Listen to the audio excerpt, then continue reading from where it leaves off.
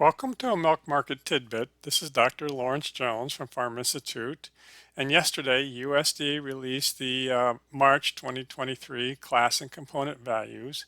And I'm recording this on April 6th. 3 o'clock yesterday, USDA released the March numbers for class 3 and 4. And we'll review these in more detail here. Now, what you need to remember is that these class and component numbers are actually the result of 5 different National Dairy Sales Report because March was a 5-week month.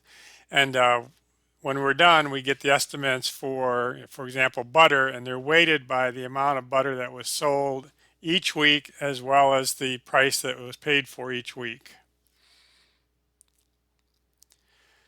The other thing that we need to remember is the March contract settles to the National Dairy Sales Report, not the other way around. Some people believe it's the futures contracts that actually set milk prices. That's not at all true.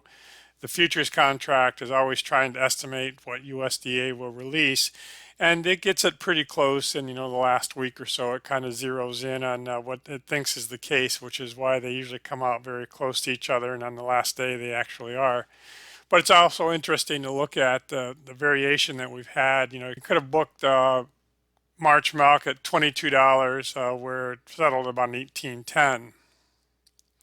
So class 3 did end up at $18.10, which was up just a little bit from last month, and so that was not the low, but again, way off of the highs that we had back here in May. And it looks like it might be up a little bit in April and then just kind of bounce at mid to 18s for the next couple months. Of course, class 3 is made up of fat, protein, and other solids. Fat came in at 273, which was up just a little bit from last month, way off of the 366 that we had. And it looks like it's going to hold in this 260 to low 270s for the next 4 months. Protein prices were $2.41. It was up just a little bit from last month, but up from our low of $1.88 in September, and again off of the highs of $3.87.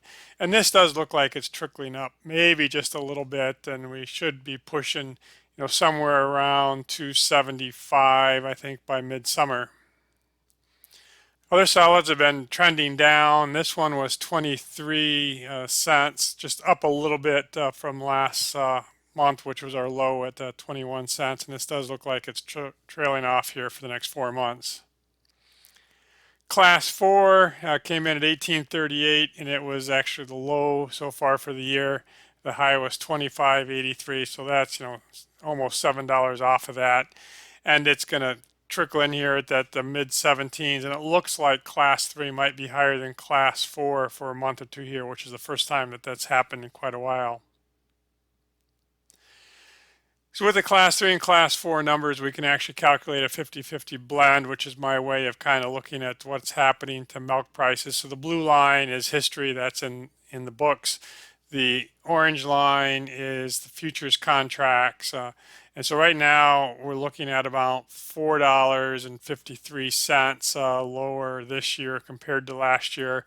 And I know several people have been talking at different meetings this week that the number that's being floated around is 5. But right now we're looking in, somewhere mid 4s and probably a little higher. So that pretty well sums up this week. The markets are closed tomorrow, and then we're going to have the WASDE report on Tuesday, and then we're going to have the first National Dairy Sales report along with the statistical uniform prices being released midweek next week. All right, that's it for me, and I'll see you next time.